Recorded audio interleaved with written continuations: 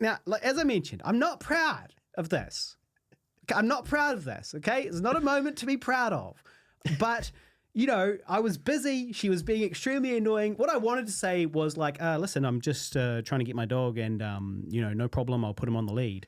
And, you know, you are being quite like, you know, you're really blowing this out of proportion. You know, maybe go home and fucking ever think about it, you know? But instead I said, can you shut the fuck up? And then I got my dog out and then I turned around and she was gone, you know? And I was like, it's not your best work, Harley. It's not how you handle, you know, social tension. It's not how you handle situations with strangers, you know? No. She would have thought I was a psycho. Aggressive, short, bald man. An aggressive, short, bald, wannabe Stone Cold Steve Austin. That's what she would have thought of me on that day. So if that lady's listening, you're a dickhead, but I do apologize. Yeah. I do apologize. Yeah. So, yeah. So I've got more enemies than ever, thanks to having a dog. Yeah. Yeah, he's also got an annoying thing where he just jumps up on the table now. That's a new thing, though. That's a new thing, and he did it because he saw your dog up there. He's got look. He saw your dog up there, and that's why he did it. I'll give him. He's got a good vertical jump. Yeah, he's got a good vertical jump. Yeah. The problem is, no one wants the vertical jump of a staffy. Yeah, that's the problem. Yeah. But he does have a good vertical jump. Yeah, vertical leap. He's a good boy. He's very well behaved.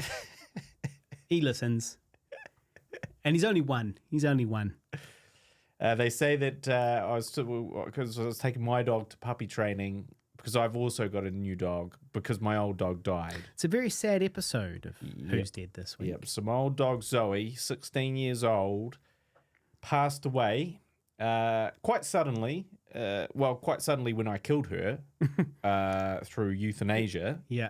But it was still it was a sudden, I'm not going to say that she was at her best at 16. I'm not going to say that she didn't have a few sort of health issues, but for the most part, she was a great 16. You know, she was just living life, pottering around the yard, pottering around the house, wait for some food. Just a good life. Go for the odd walk here and there. You know, have a pet every now and again, even though she didn't really like it. Just that was her life. It was a good life. She was doing very well with it.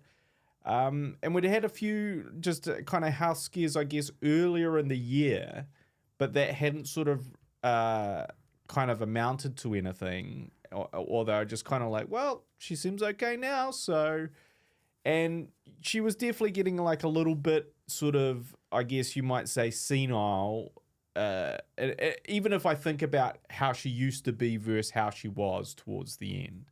But like I said, she was actually doing great for 16, and I really thought that I'd have a few more years with her.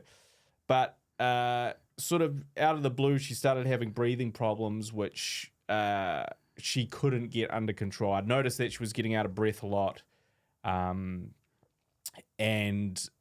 But then she would regain her breath. So she would just start panting randomly. And I'd be like, she hasn't been for a run or anything. She hasn't done anything. She's literally just been lying in her bed and now she's panting. Why would she be panting? And I obviously asked the vet about it and they were just kind of like, well, you know, whatever. At a certain point, vets stopped giving a fuck.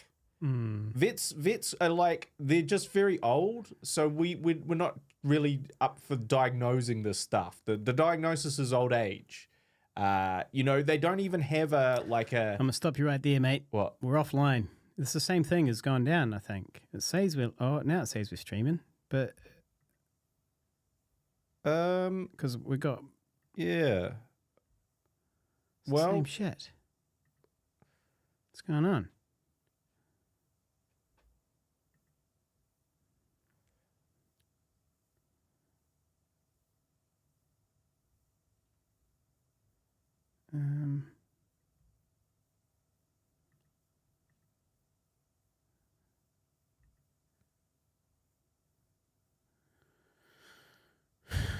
I wonder if it's restream or if it's There we go. So where did that stop? Stopped. It stopped 20 minutes ago. Ah, for fuck's sake.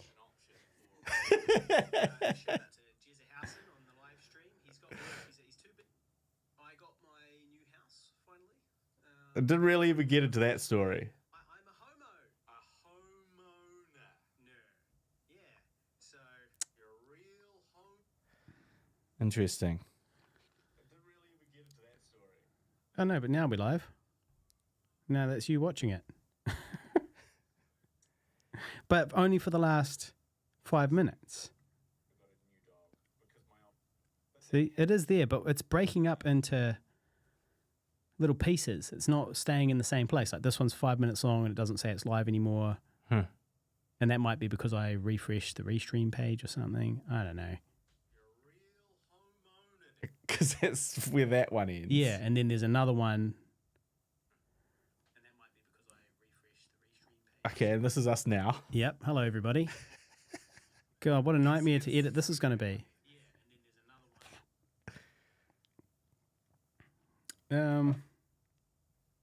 But this is only 5 minutes. Yeah, exactly. It's breaking it up into like 5 minute like pieces. It stopped and restarted. Still streaming this moment. Yep. Hello. It stopped and restarted. But like looking at Twitch, there's a 14-second one. No, there's a 20-minute one. Then there's a 14-second one. Then there's a 40-second one, and now this is a 6-minute one that's still broadcasting. So, well, we're back. Well, we are back. So should we just continue? Yeah, I mean, presumably we missed my entire story about dogs and fights and all of that. It was good stuff. It was fucking good stuff. Stone Cold Steve Austin fighting a guy at the school, dogs. Yeah. All right. Well, I guess we'll just pick up with a very sad episode of Who's Dead this week. So as I was saying, my 16-year-old dog passed away. Quite abruptly, quite suddenly. She was sort of doing pretty well. And then she just couldn't regain her breath. So she'd had breathing problems for a while, but like it was more like it was almost like she was just hot or something, you know? Like when dogs are hot and they start panting, that's kind of like what it was. It was like, she's panting. She must be a bit too hot or something. But she would be panting at strange times, but it would only be for like a minute or two. It wouldn't be like, and I did ask the vet about it. The vet was like nonchalant about it. And then just one day she was just breathing like that, but it was the whole day. And she just couldn't catch her breath. She couldn't catch her breath when she was asleep. She couldn't catch her breath when she was awake.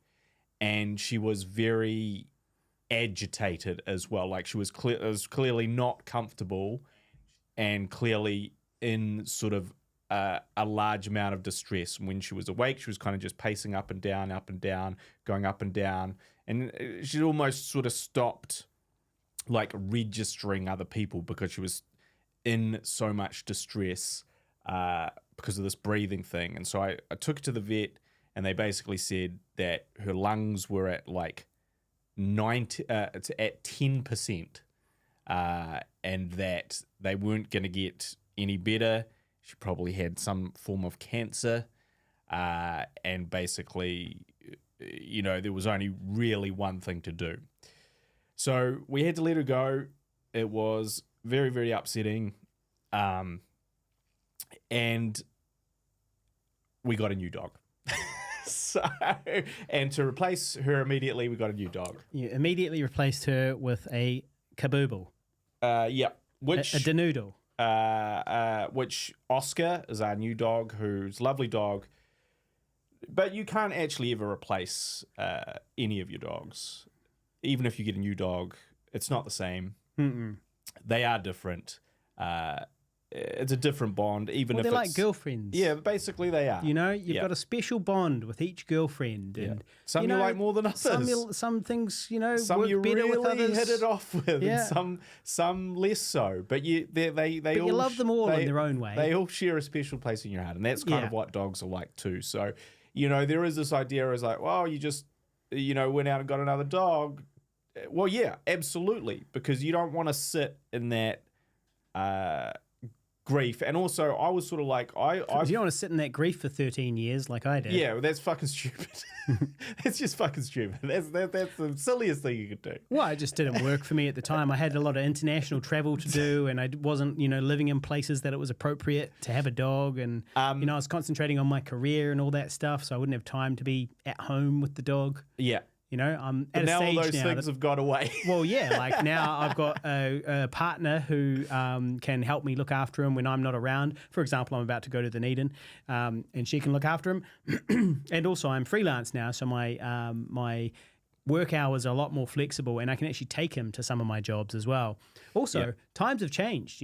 With back then, I couldn't really take the dog to a lot of places, even like cafes and bars and all that. But now, as a trendy Auckland hipster, I can take my dog into like lots of places, cafes, bars, even the gym. Yeah, it's considered cool to take your dog places. Yeah. So everyone's got a new dog, basically. My dog's slightly newer. Yeah. But I also, I didn't want to wait another extended period to have a dog. No. And so really that was at the forefront of my mind. So we got a little dog, got a cavoodle, which is a mix between a Cavalier King Charles and a poodle. Now, it's funny because I hate small dogs and I hate poodles. Yeah. So I got one. Yeah. But the Cavalier King Charles kind of takes out, well, you hope takes out all the annoying aspects of a poodle. And so far that has really been quite true. He is a very well-behaved puppy. And, in terms of like the nightmares that I previously remember of dog training is absolutely not so much the case this time round because he is pretty well behaved for the most part. And he's a very chill dog. And again, when you think small dogs, you think hyper, you think fucking barking like crazy. Now, maybe that will come. Yeah. We can't say that it won't. But at the moment, he has a very good demeanor. He's very good around people. He's a very people-orientated dog, which is also good. So, lovely little bundle of joy. He is. He's a good wee dog.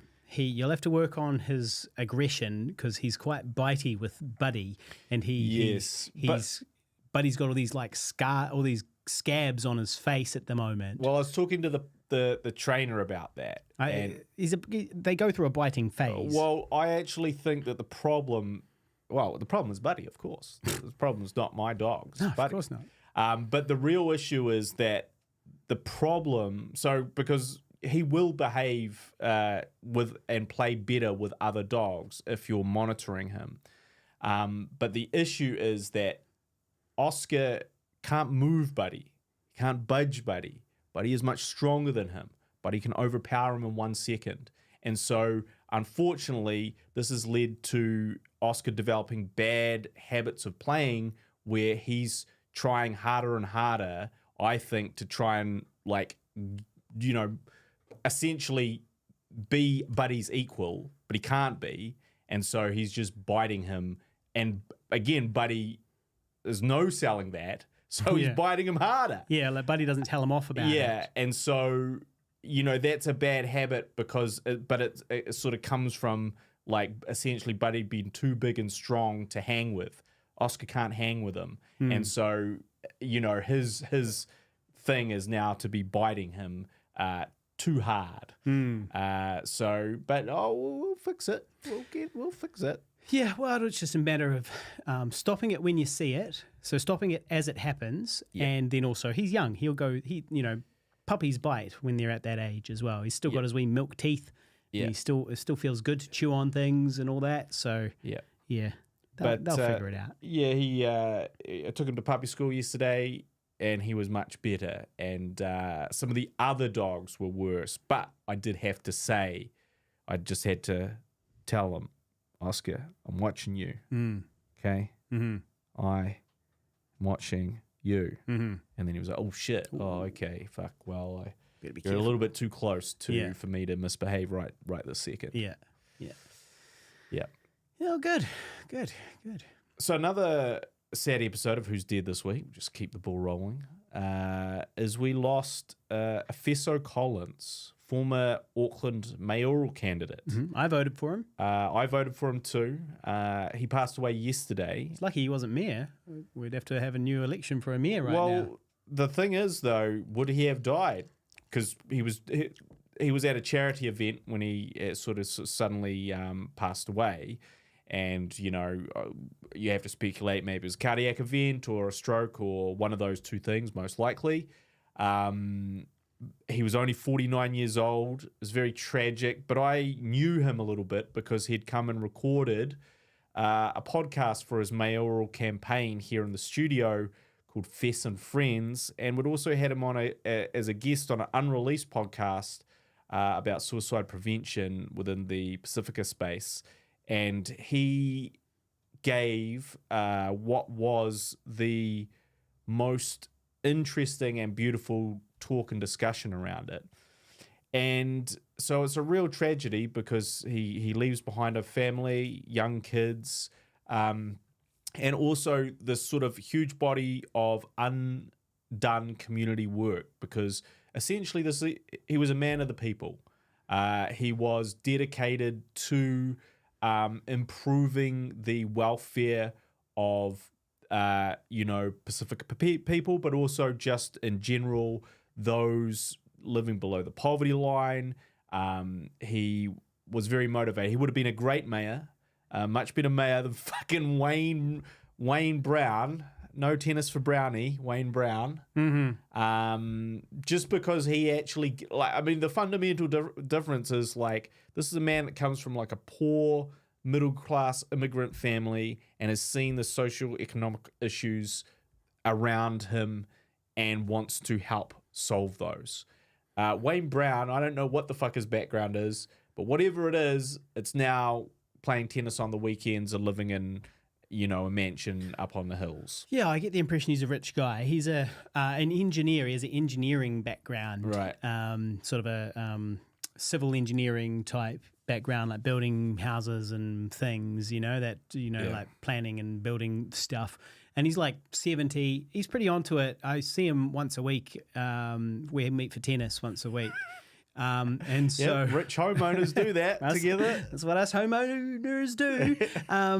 So I see him once a week, usually on Thursdays, when I'm running the live stream for the council. And so he doesn't really know who I am, but I do see him and see a lot of his face and hear him talking quite a lot. And he's I think he's 70. He's pretty old, but he seems pretty onto it. And he is quite funny, but he's funny in that old white boomer kind of way. Yeah. That old white un-PC boomer kind of way. And sort of old white dismiss everything boomer, kind of dismiss real issues with a joke and a laugh. Yeah. Fuck, we don't need to worry about that, do we? Yeah. You don't need to get your feelings hurt over that. Yeah. Because he was, I can't remember what he was. I don't need to get your feelings hurt over the price of houses in Auckland. I can't remember the exact context of what he was talking about this one particular time, but it was something about maybe filling in some sort of form. And he was like, I've got to fill in this form. He goes, gender. Shit, I used to know that.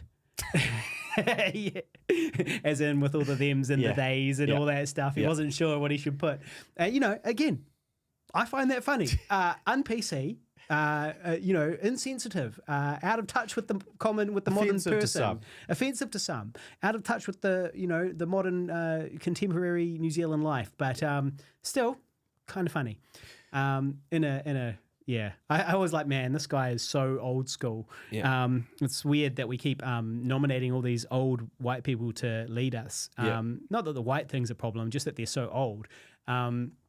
And then that segues nicely to something Jason P. Diddy Combs just asked, which was how the US presidential elections are being covered over here in New Zealand, because he says that people are starting to panic over there. And my understanding, I don't really watch too much mainstream media nowadays.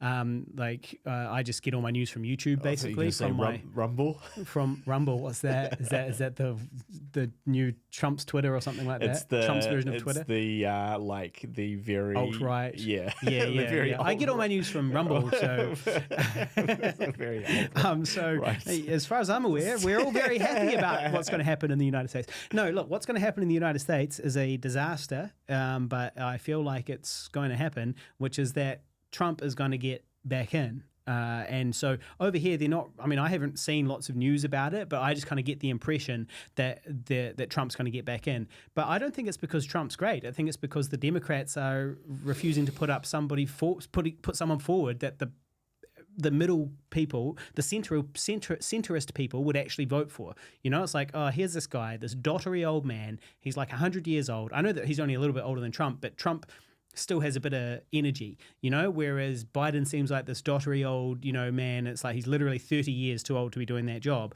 And then it seems like they're just putting him forward again to run again up against Trump. And it's like, okay, well, why don't you put some fresh blood in there, something that's going to excite people? Because Trump, for better or worse, at least he's exciting, and at least he's going to bring some sort of change. I mean, it'll be a change for the much worse.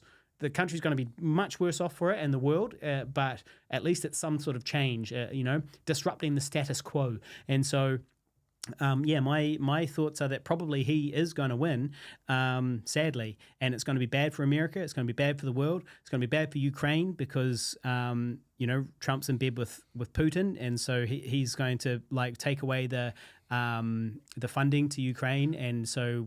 Yeah, the new axis of evil. United States, Russia, Iran, North Korea, and China. The new axis of evil. Well, the other issue that you didn't mention there is that he may be a fucking criminal.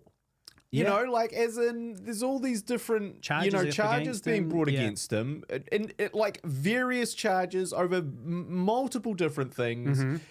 And it's like, okay, it's just so weird that we live in a world where, people go, oh, who cares about that stuff? It's just very strange. Like once upon a time, you would imagine the president of the United States to be like the sort of, whether it's true or not, like the noblest man you could ever put for the most noble, cleanest man you could ever put forward. He's running the most powerful country in the world. Yeah. Obama.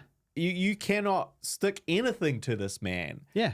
Because he's the president, or he will be the president. And now we're like, well, this certified criminal, just grab him by the pussy. With this litany of different things, plus like I guess a shambolic, not good term. Mm-hmm.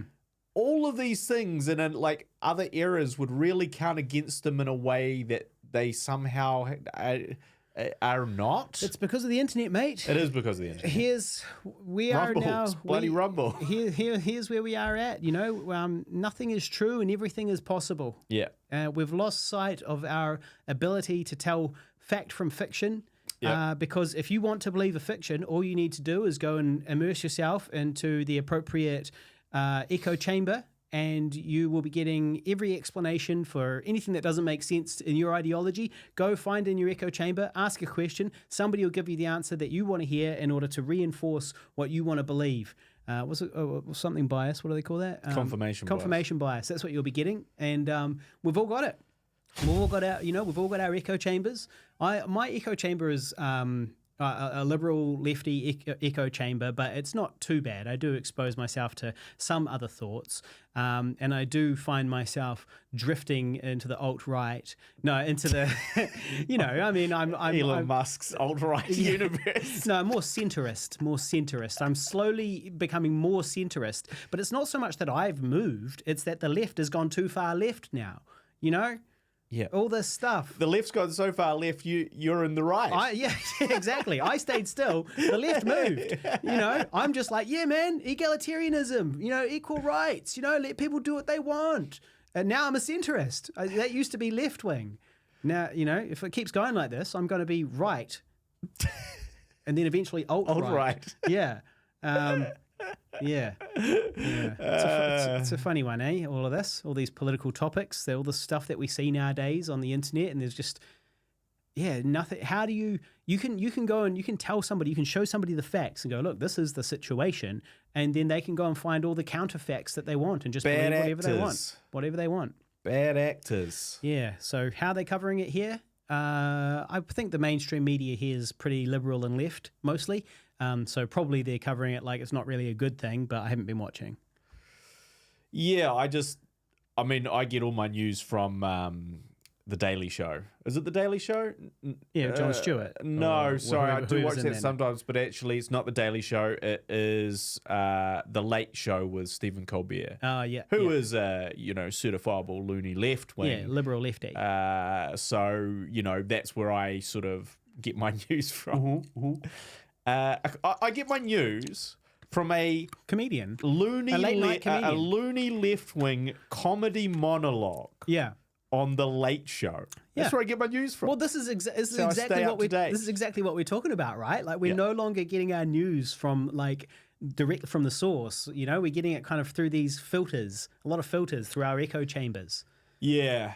So, but no, it's not good. It would be terrible if he does get back in. It is a bit of a problem that they can just play on Biden's, like, it's too easy senility. To play on that. Yeah. And kind of, again, it's that thing of like, Come on, America. He may have done a bunch of great things within his, his term, but we just swing to, let's play a clip of him forgetting his lines. Or falling up the stairs, or get on the plane, falling up the stairs. It's weird that those clips would undo, whatever work real work, whatever true work. Well, mate, he's done. He's old. He's old. Never mind the, whatever he's done to, boost the economy or whatever. No, but he's but recover from Trump's last term. But take him out of the slump. Who cares? Look at him trip. Yeah. He does it 3 times. Yeah. I would trust him to be president if he tripped 1 time, but he tripped 3 times. You can't trust anyone that trips 3 times upstairs to be president. Yeah. Never mind the economy. Yeah. We can't look silly on Twitter. Yeah. On X. X Twitter. Not tomorrow, this weekend, I'm going to a punk rock party in Dunedin. It's a middle-aged punks. A classic. Well, actually, I think there's a bunch of bands playing, so there'll probably be a bunch of young punks there too. Yeah. I better stay away from them. Intermingling with old crusty punks. old crusties. Crusties. Me, that's why I kept this mustache for the weekend. I was like, well, I'll just be an old crusty old punk. Sits up the back. So anyway, I'm going to a punk party this weekend, and it is a Palestinian fundraiser as well. There's going to be some money that goes to raise funds for Palestine. Now, obviously, I believe that there should be a ceasefire immediately because people are dying, civilians are dying, people are, all sorts of horrible things are happening in that place. But I've noticed in my liberal left-wing echo chamber that it's all very black and white in the liberal left-wing space where it's like Palestine good, Israel bad. And that's it. And if you believe anything in between, you are a Nazi. Well, you'll get fired from Scream 7. There you go. Is that what happened to a celebrity? Is it? I think I caught wind of that briefly. Well, I've been deleted. I got deleted by a couple of people for expressing something other than the black and white version, which is Palestine good, Israel bad. Because I noticed a few people posting things and. I came to the Palestine thing a little bit late. Like, I know that there's a long history, a long and bloody and terrible history between those two countries. And, they're both laying claim to that land for various reasons. And if you go back far enough, neither of them own that land. There was people there before both of them. It's all a bit like, I don't know. This is sort of, Anyway, the point is that I watched the videos of Hamas when they went across the border and started murdering and raping and burning people alive, civilians. Like, they weren't attacking sometimes they were attacking military targets, but they were also just attacking like civilian targets and just sowing terror and just murdering people. And so before that, I was kind of like, free Palestine, absolutely, yeah, for sure. I don't know much about it, but free Palestine sounds great. Then I saw that video and these videos and all the coverage of it, and I was like, holy shit, like these psychopathic extremists have gone into another country and murdered civilians, and those civilians might have been pro-Palestine. They might have been Arabs themselves. They didn't know. They just went in and started murdering people. They went to a concert, a big festival, and started murdering people. And that was kind of my introduction to Hamas and what's going on over there. And I was like, man, if that happened in any country, the only appropriate response would be to go and eradicate that terrorist organization. That's what America would do. That's what I would hope New Zealand would do. If Australian terrorists came over here, we would go to Australia and eradicate the Australian Hamas. But it's over there, it's Hamas. Yeah, Hamas. Yeah. And so anyway, I was like, yeah, look, this is totally fair. This is a fair response to go in there and to eradicate, with the goal of eradicating the terrorist organization and the Hamas government, which is technically not part of the terrorist part of it. They're both called Hamas, as I understand it. But the government is like the official government, and then Hamas is like the military wing. But the military wing has been branded a terrorist organization, but Hamas, the government, has not been. But it seems to me that there are probably quite a lot of ties between those two. And so it just seems to me like that seems like the logical thing to do, to get rid of these people that are going to come and murder your citizens. And if they murdered my family, and raped my family and set my family on fire, I would be very much pro going and getting rid of that organization. So because I defended somewhat the some of the actions of Israel, I was deleted by a stripper from Dunedin, a liberal left-wing stripper, a loosey-goosey, way left, super left stripper.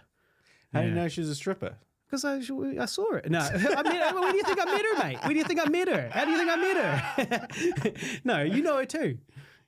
She Victoria. Oh. Yeah. She's been, well, you don't know her, but she's been a Facebook friend.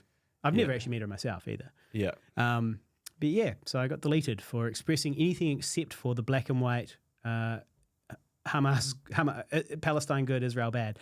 But I would like to reiterate, then clearly the answer here is a ceasefire immediately, because people are dying, innocent people are dying. Yeah, oh, absolutely. We did not talk about, there's a lot of things we talked about last podcast that did not get recorded because of the stop-start nature of our recordings at the moment. The issues we're having here. But one of them was filming the long track, or sort of filming and walking the long track. So we are currently making a short film that we hope to turn into a feature film called The Long Track. Well, it's currently called The Long Track. Probably going to end up being called Followers. Yep. Disagree? Agree? No. I think it's a good idea, because it's it's about social media influencers trying to get followers, walking the Milford track.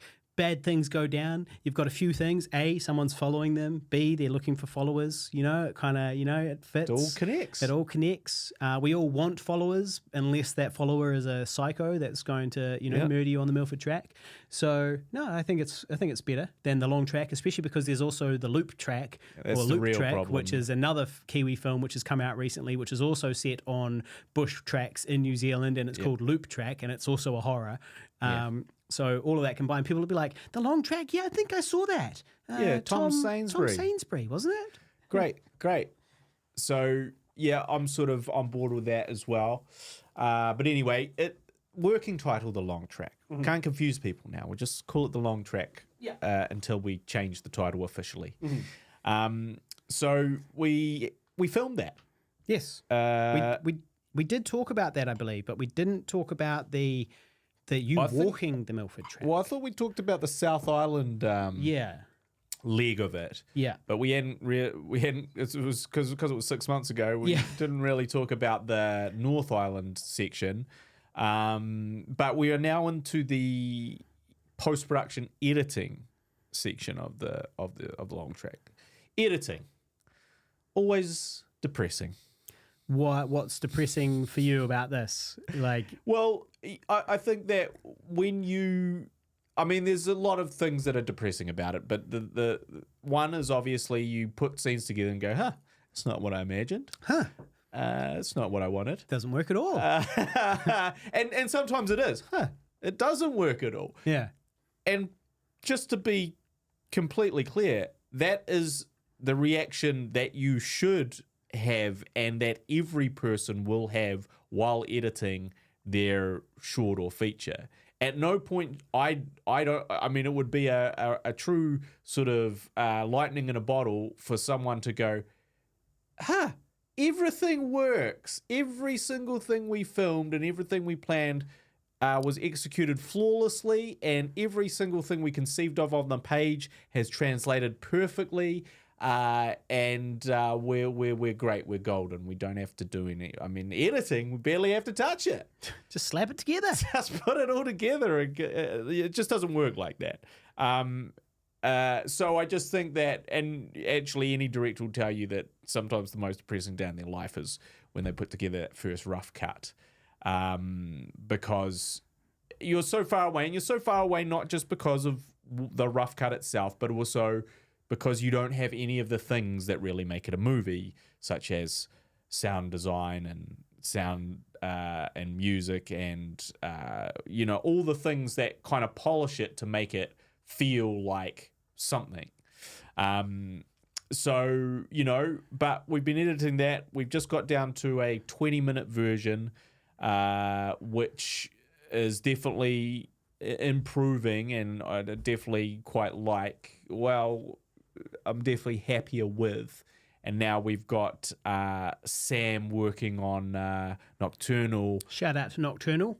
Working on the sound 5150 listener. Sound design for that. And in fact, he sent me through some stuff today, which I haven't had time to look at yet, but appreciate that. And where he is editing with me and working on it with me. And so we're sort of working on that together at the moment. And it's coming along. It's coming along. Nocturnal's on the live stream right now, by the way. Shout out to Nocturnal. Yep. I had some choice words for him. Choice words is probably exaggeration. I was tough on him on his edit, and I sort of laid out where I think he went wrong. That is, he's an exceptionally talented editor and has done an amazing job on all number of things. And I know he will do an amazing job on this. I thought we went in slightly the wrong direction. And, I'm quite picky. So, Sam, just don't worry, brother. Keep doing the good work. But, sometimes you get good cop, sometimes you get bad cop. Mm-hmm. And you just don't take it personally, because all we're trying to do is get to the place of making, getting to a good edit. That's all. If you, and working better and working more in sync and all those sorts of things. And sometimes you just have to kind of look at something and go, hey, this is not what I'm imagining, or what I'm, or where I think the approach we should be taking just yet. Yeah. And that was sort of really my feedback there. So it wasn't a biggie. But yeah, so he's working on the sound design, and I'm looking forward to sort of going through that with him. And then we hypothetically delivering a rough cut to the Film Commission in the beginning of March. Yes. Correct. And it's always a bit of a... See, you want to talk about PTSD, Pigville... Traumatic stress disorder. I have Pigville traumatic stress disorder over submitting a rough cut to the Film Commission. Because you're worried that they're going to... Because the last time I submitted a rough cut to the Film Commission, they called an emergency meeting and sat round, in the Lord of the Rings and the House of Elrond, where you have all these, literally all these people around in a circle, and basically destroyed my movie for an hour plus, I was like just kind of sitting there going, guys, it's only a rough cut. Yeah, come on, guys! Guys, it's just a rough cut. You do this full time, right? This is not a finished. This is not a finished film. This is the gist of it. And also especially because, you know, they're like, well, we're really disappointed there was no music in it. And we said before we submitted it, hey, there's no music in it. Do you really want to see it right now? We don't even have temp music in. They're like, we see them all the time. Bring it on. Yeah. Just bring them on over here. And then, oh, well, we were really disappointed you didn't put any temp music. I thought we said that. So, and here's the thing, is like, I want to give them a rough cut. I don't want to give them a really refined, polished cut, because then it will be harder to go anywhere with that. Whereas if you give them an actual rough cut, it's like, cool, we know we've got to do some trimming here. You know, we know we've got to try and find 5 minutes gone here. But, you know, if we give them that one, well, then they'd be like, well, you got to lose another 5 minutes. You're like, well, no, now you're asking 10 minutes? Now the thing's getting half as long here. Well, what, the sweet spot is 12 and a half minutes. Yeah. That's the festival sweet spot.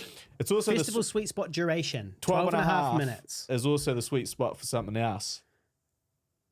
12 and a half inches. That was inches? Yeah. I was going to say that it's the sweet spot. Yeah. Well, but look. Some mere mortals can only imagine. Well, if I put mine in 4 times, that's 12 inches. That's 12 inches. So anyway, so we're in the process of that. I am sort of mildly concerned that they'll call me to the House of Elrond again and be like, "What is this?" I am definitely concerned about that. But hope it's new regime, it's new world. Yeah, everything's changed. Yeah, and hopefully they get what rough cuts are now.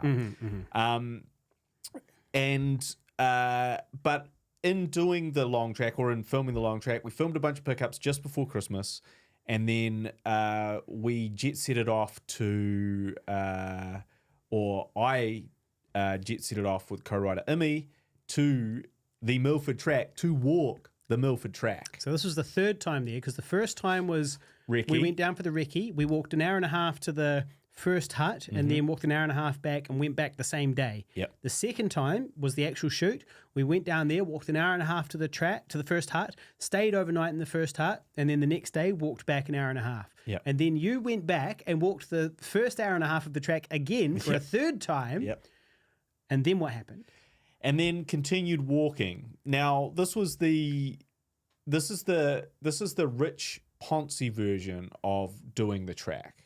So for the like ridiculous sum of like $2,500 or something, essentially you do the track, but guides come with you.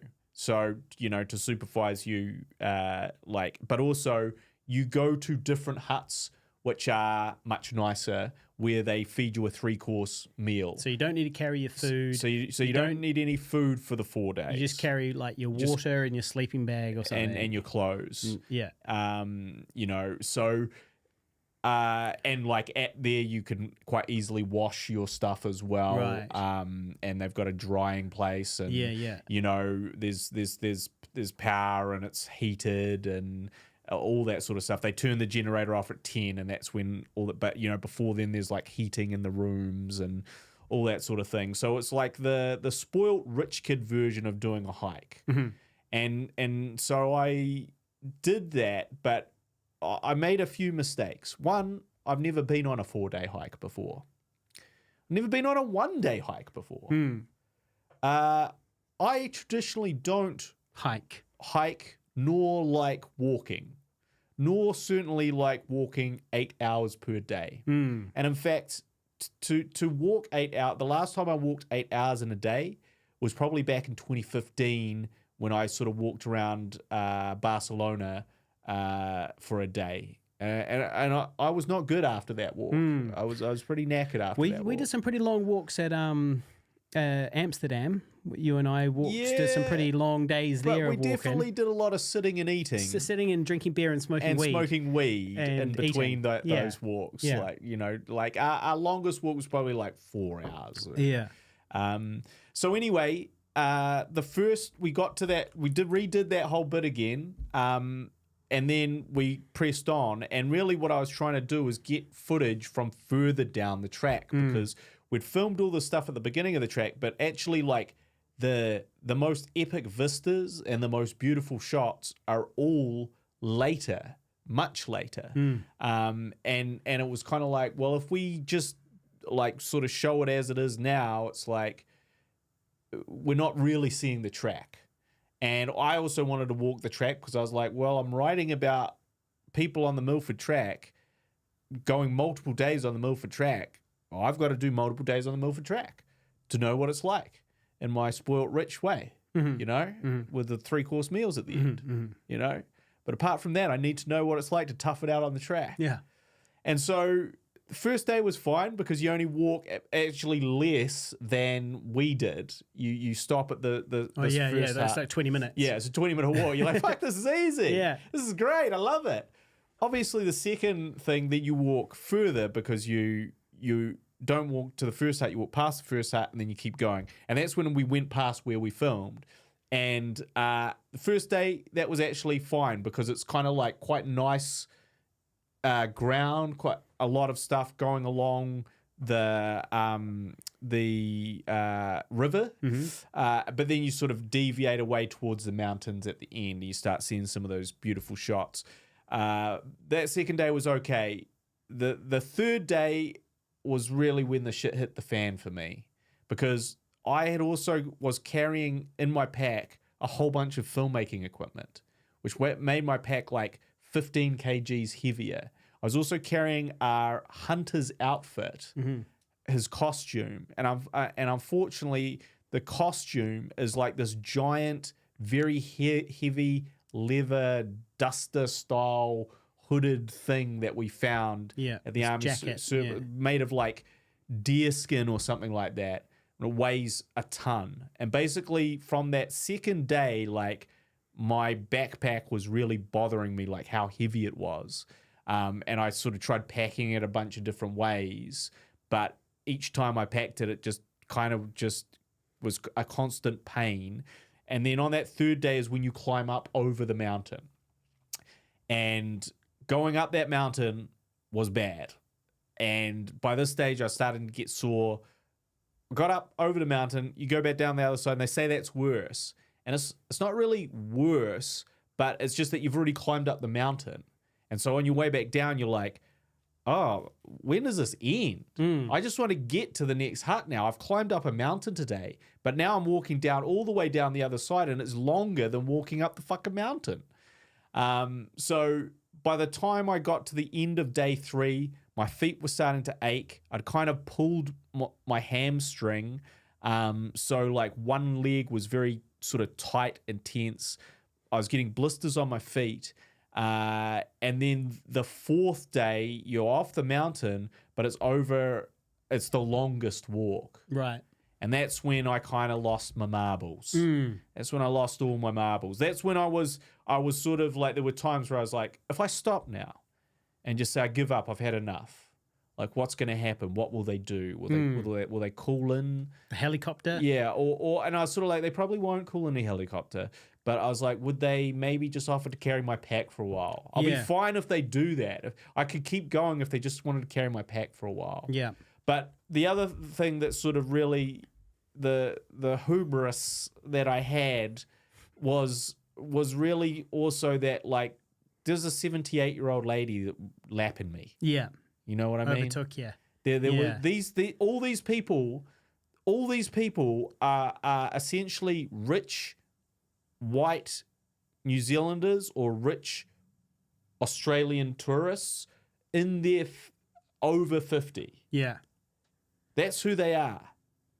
And these people were kicking my ass. These people were embarrassing me on the track. Hey, how you doing back there, guy? You doing all right? You doing all right, mate? Fucking no, I'm not. I'm miserable. I wanted a helicopter to pick me up. I want to be helicoptered out of here. I've had enough. I've had enough of this. So that last day was just brutal because my feet were already sore. I'd kind of either torn or just really severely pulled my hamstring. So, and I worked out you take 30,000 steps in a day, 30 to 40,000 steps in a day. So you imagine 30 to 45,000 times a pain going up your leg and a pain in both your feet. And then that was my day. And it was 21 kilometers, which is half marathon. Yeah.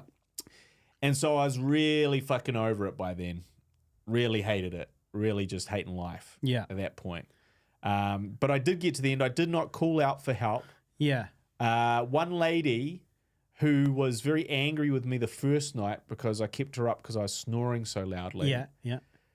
Her and her husband, and I can't help but feel this is karma.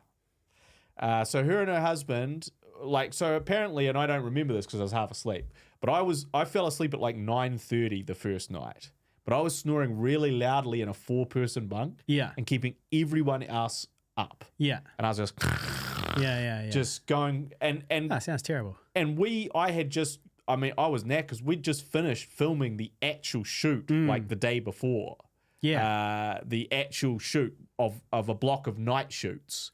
And then we'd just quickly gone to Queenstown, one night in Queenstown, and gone on the hike. So I was just wiped out. Anyway, apparently at 2 a.m., the dude was like, dude, give it a rest, like screaming at me. And that which woke me up for a second before I went back to sleep and started snoring. Mm-hmm. Anyway, my snoring was so loud, they complained about my snoring and got separated from, you're meant to kind of just basically be in that same room the whole time. Yeah. But instead, they put me in a room by myself, which is great. Perfect. For the next day. Classic case of rewarding bad behavior. Exactly. Yeah. And they were separated, but I was always like, because when I woke up that morning, the snoring incident, they were fucking snoring their heads off. Yeah. Like, they were snoring the shit out of that room. Yeah. Everyone was, like, snoring, and I was like... Yeah, well, they didn't. They had only gone to sleep a couple of hours earlier. And I was like, I'm glad I got to sleep first. Yeah. Because this would keep me up. Yeah. But, it's the pot calling the kettle black. That's what I don't appreciate. So what's the karma? So the karma is this lady fell over and hit her head, and she, That's horrible. She fell over. Yeah. She because that's the other thing is the other problem with particularly the last day. Yeah. Is it's all very uneven, kind of weird, rocky ground. She probably wouldn't have fallen over if she wasn't so tired. She just didn't get a good sleep. Well, she had a good sleep the next two nights. It's not karma. It's A plus. It's 1 + 1 = 2. She had a good sleep the next two nights. She was fine. But anyway. Because the ground is so uneven, you find yourself, especially because you're getting tired, you're not lifting your feet as high. Yeah. And you start kind of going, whoa. Yeah. And that happened, hundreds of times. This is 30,000, 40,000 steps you're taking. Yeah. Anyway, she took one of them steps, fell over, hit her head, and was like, I give up. She did what I wanted to do. She's like, I give up. I fucking fell on my face. I've had enough. And her face was really swollen. It was a bad fall. It was she looked like the Elephant Man style vibes. So how'd they get her out of there?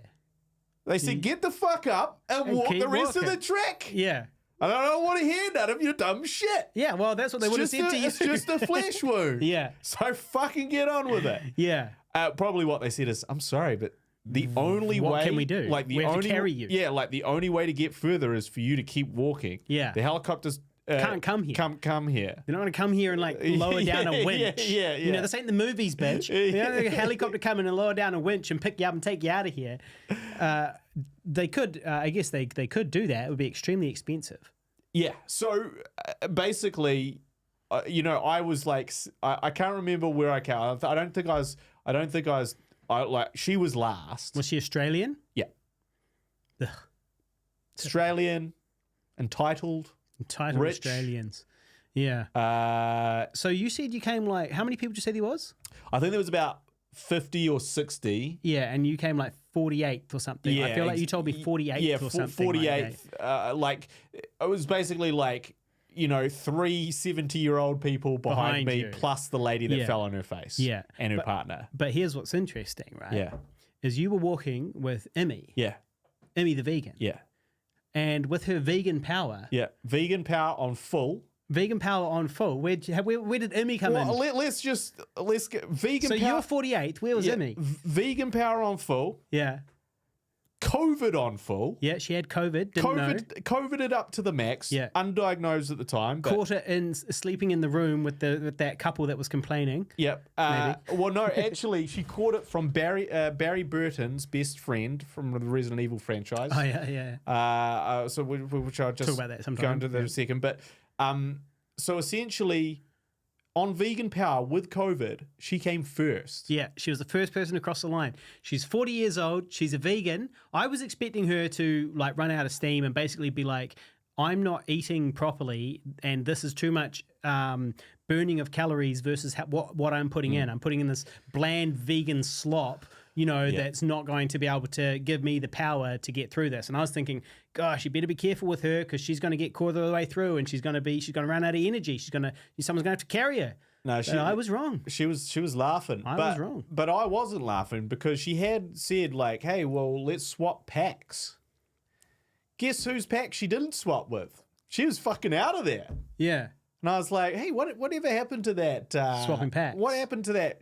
Share the load, Share Mr. the Frodo. load, Mr. Frodo. I'll gladly take it on my back. I'll gladly bear that load on my chest, Mr. Frodo. Yeah, so I don't know what happened there because she was just power walking and I was like, it'd be really nice if I did get to swap packs. Okay, On this tofu is way lighter than this costume and camera gear. And camera gear. Yeah. So she came first with COVID. Yep. So she beat everyone. Hats off to her. But she caught COVID from Barry Burton's best friend. So Barry Burton is from Resident Evil. Oh, the listeners know who Barry Burton is. From the classic, the original Resident Evil, the live sequence cutscenes. From Resident Evil 1. Resident Evil 1, Barry Burton, the Barry Burton with the beard. You know who he is. So Barry Burton, best friend, was on the track with us. And he was like, do you guys know that game? And I was like, that horror game. And I was like, Resident Evil. And he goes, yeah, well, my best mate was that red bearded guy. And I was like, Barry Burton? Yeah. And he was like, yeah, he was in Japan teaching. He's an Australian teacher. He was in Japan teaching English. And some randoms from Capcom were like, hey, you got a good look. Do you want to be in this film? This game. And he was like, okay. He's like, okay, I'll take this then. And so essentially all those clips of Barry Burton, the live action clips, are this Australian teacher with no other acting credits before or since. Yeah. And his best friend, who had COVID, was on the track with us and told us this story before giving Imi COVID. Yeah, well, you should have got his contact details and see if we can cast him in something because, sure, he's not an actor anymore, but if you could put Barry Burton having a cameo in one of your horrors, I do feel like a certain amount of horror people would be like, hey, I'm going to have a look at this. Wait, don't go. Wait, don't go. Okay, I'll take this then. So the problem is, Jill, the master of unlocking. it's definitely not Barry Burton's voice. Like the guy that played Barry Burton was an Australian, right? Yeah. So they overdubbed all of the actual. So he's not Barry Burton's voice. Wesker! Is that what he says? I think he says that. And he's like, blood. Hope this is not Chris's blood. Hope this isn't Chris's blood. Good stuff. Yeah, really good stuff. Good time. So anyway, that was my brush with fame on the track. Barry Burton's best friend. Nice. Just while we're on COVID, I did finally catch COVID. I lost my COVID virginity. Yeah. Recently, which because my flatmate got it, gave it to her boyfriend, my other flatmate, and then my girlfriend caught it, and then I caught it. It was a domino effect, and I finally caught it, and I wouldn't have even known that I had it because I had no symptoms or anything like that. I had no I just felt it. I felt it a little bit spaced out a little bit a couple of times. I was like, I feel a little bit weird, but overall I felt kind of fine. And I wouldn't have even tested except for everybody else in my flat had it. So I was like, well, I better test, right? So I tested eventually and yep, I was COVID positive. And really wasn't that bad. I did feel like I lost my sense of taste and smell for a little while. But that was fine. It wasn't the end of the world, and I think it's come back now. So yeah, COVID. Finally got it. I'm at the bottom of the world. I'm quadrice vaxxed, and yet I still got it. But it was extremely mild for me. Yeah, well, luckily did not give that to the other side of the... Yeah, the other side of the neighbor. Give it to my neighbor. Yeah. What else? Well, so talking about the long track, Yeah. we filmed at Schleipfer Park. Yep. And I'm not sure that we actually spoke about this or not. I think we might have mentioned it at some point before we filmed there, but we did actually finally film there. And we filmed at Schleipfer Park, which turns out to be the site. We're filming a horror film. It's great. Turns out to be the site of a horrific massacre, one of New Zealand's bigger massacres. 7 people were killed, including the perpetrator, Brian Schleipfer. And so that's why it's called Schleipfer Park, not in memory of him, obviously, but in memory of his family. And so, yeah, we were filming right there at this creepy old scout camp, who just finally today sent me their invoice, by the way. There you go. To pay them for that. He's a 60-year-old guy who had a disagreement with his wife. He suffered from mild depression, they said. He had a disagreement with his wife. He stabbed her in the bedroom and killed her. And then after that, his son came up and be like, "Yo, Dad, what's going on with Mum?" Killed him, shot him right there, just like that, shot him. Then he went down to the barn where his other son was working on the car or doing whatever, shot him too. Then he shot his son's wife as she came over to find out what all the gunshots were about. She said, "What's going on over here?" And she started walking over to the house, and he shot her, wounded her. She went back to her house, which was the neighboring farm type thing, called the police. He went over there, killed her. Then he went back to his house, shot and stabbed his grandson who was in bed, and then... and I don't know how old he was, but he was a kid.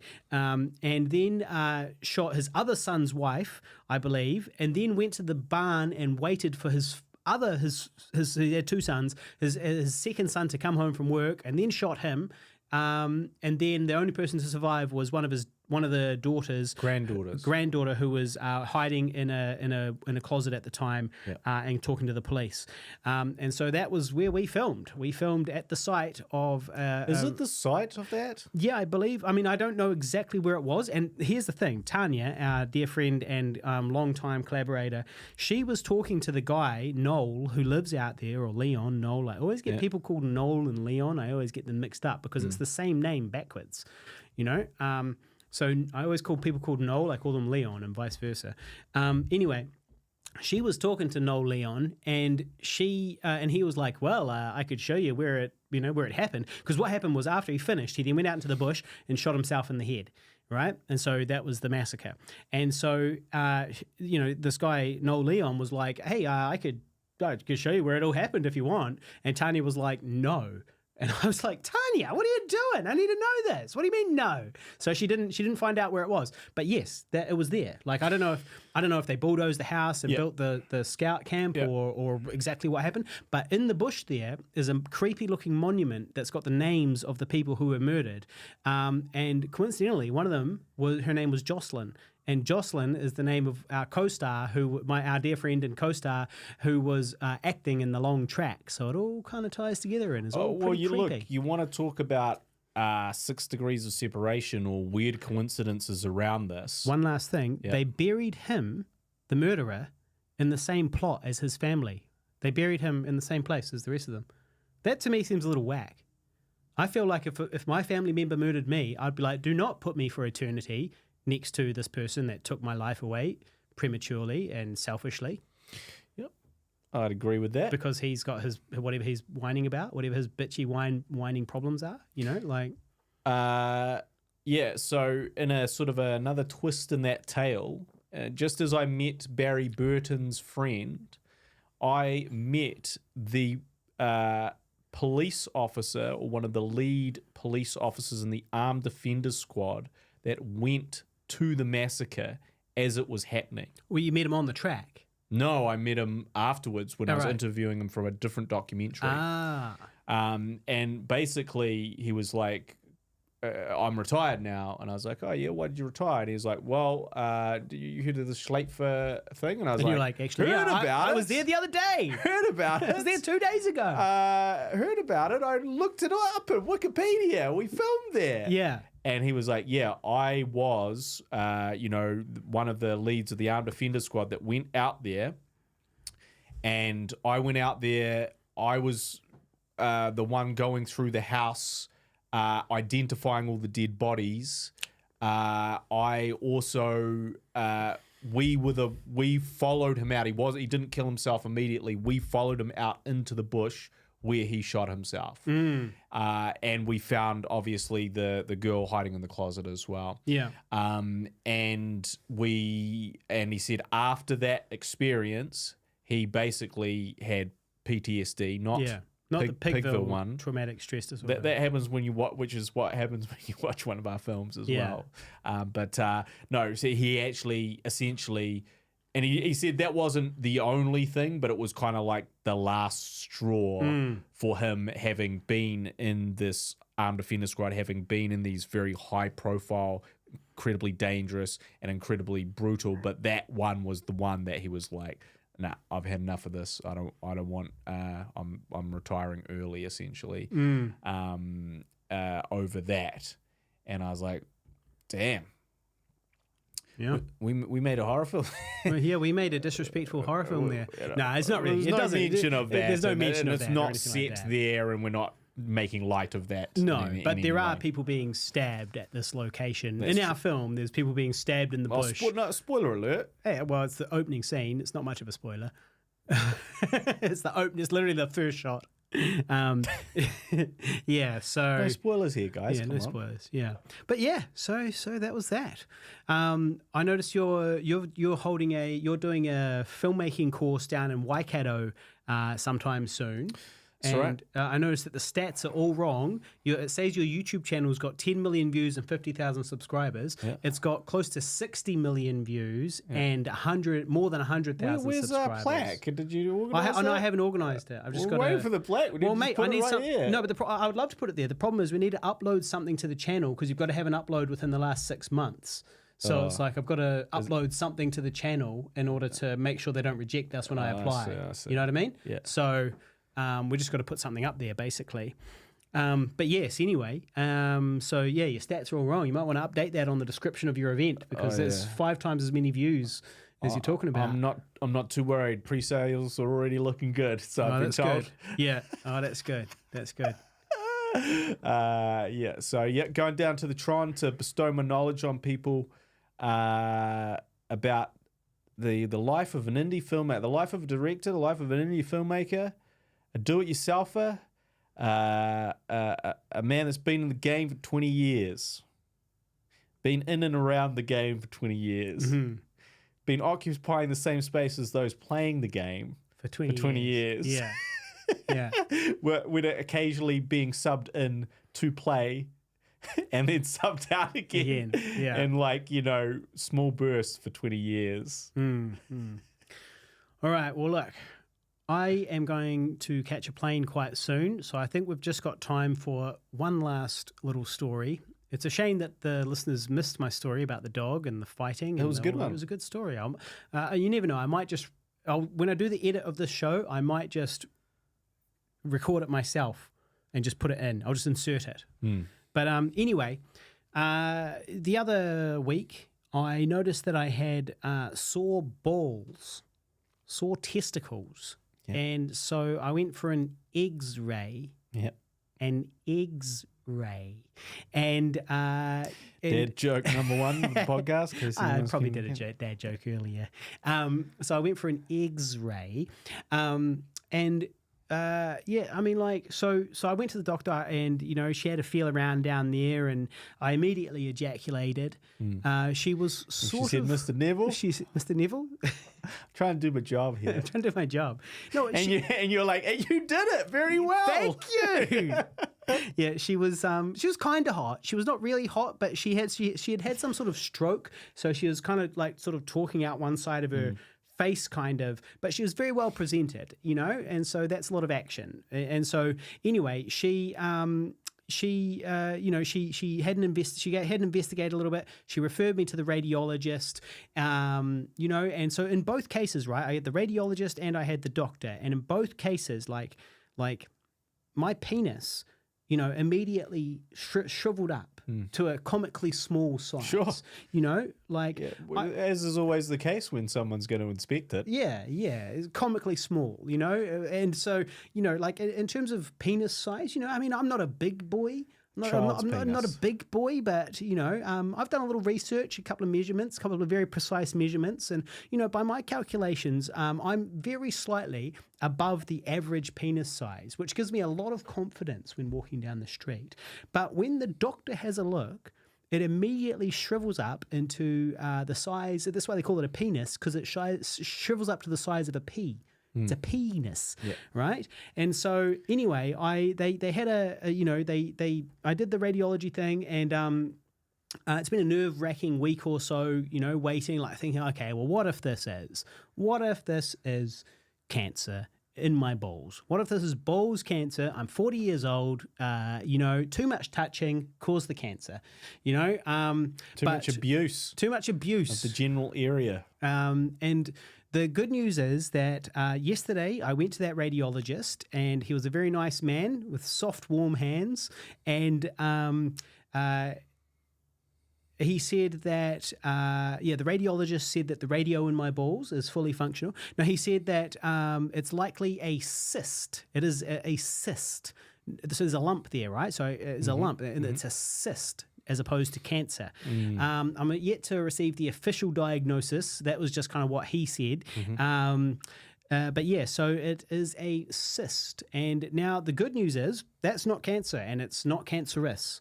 The bad news is that there's three ways to deal with this. One, you do nothing, and you've got a slight discomfort in your balls for the rest of your life. Okay. Unless it just goes away. Sure.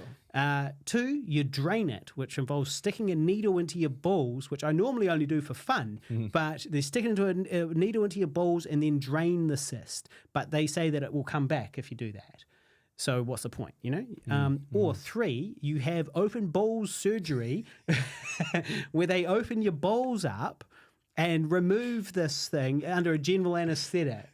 Just be careful that one of them doesn't fall out at the same time. Yeah, the other one falls out. Oh, I fell on the floor. Quick, pick it up. Yeah. Put it back in. Comically, the nurses chasing it around, as it bounces around like like one of those balls. Ding, ding, ding, ding. So that's what I'm facing. Those are my options. Do nothing, do a temporary fix, or have open balls surgery. So none of them sound that great to me, to be really frank. But I am relieved and grateful and glad that it is not cancer of the balls. Yeah, absolutely. So, it's like it's unusual, but I'm actually happy at the prospect of having open balls surgery. Oh, as you would be. Why wouldn't you be? I mean, look. Compared to the alternative. What's the alternative? Which is death in a few years. Well, no. Maybe. Depends on the cancer. Depends what it is, treatment, how long it's been there, all that type of thing. So, yeah, anyway, this is a filmmaking podcast. Podcast about our lives. So, of course, I thought the listeners should know about my balls. Yeah. Yeah. Cysty balls. Cysty balls. Yeah. So, yeah. On cysty balls. Yeah. I think we might have to. Yeah. Yeah, it's better than the alternative. That's really, I think you just got to appreciate what you got. Absolutely. And it was quite nice as well to sort of, it's a cliche, but sort of put everything in context, where you kind of go, well, look, for the last week or so, up until yesterday, I've been in a relatively positive mood, but I've had to deal with this, this concept that, potentially, in the worst case scenario, I might be in the last years of my life, or I might have to go through this horrific ordeal of chemo and all of these things, and so it puts it all in context, it makes you kind of reevaluate what's important to you. and it makes you appreciate, the little moments. And one of the things that's a recurring problem in my mentality is that I'm always living in tomorrow and thinking about tomorrow and what I can do to make tomorrow better, instead of sitting here today and enjoying the wind blowing in the trees and the dog sitting at my feet and Jumping up on the table. and the dog jumping up at the table and knocking somebody's cider over. And so not living in the moment and just appreciating the moment for what it is, because I'm always worried too much about whether I'm being productive and what I should be doing in order to make tomorrow better. So the trick is to find that balance. I think you got to walk the line, because you don't want to live in the moment all day every day and then be a loser tomorrow, but you also don't want to just live in tomorrow and not enjoy today. So yeah, it'll put it in context. Yep. Well, that's good to hear. It's a great prognosis, if you ask me. Mm-hmm. Yeah, I'd take that. Yeah. I mean, open ball surgery, as some people might look upon that negatively, but hey, I'm a positive kind of dude. Well, a friend of mine had actually penile cancer. Yes, yeah. Which is actually very rare too. Yeah. And is about, I guess he's in his early 40s as well. Yeah. He's had successful surgery and he's recovering, and I think he's going to be okay. But it was a similar type of thing. Noticed a lump, kind of ignored it for a little while, and then went and got it checked out, and they're like, yeah, it's this, and we're going to have to operate, and it's very serious. And he said that essentially, at first he was sort of very ashamed of it, but then he sort of realized that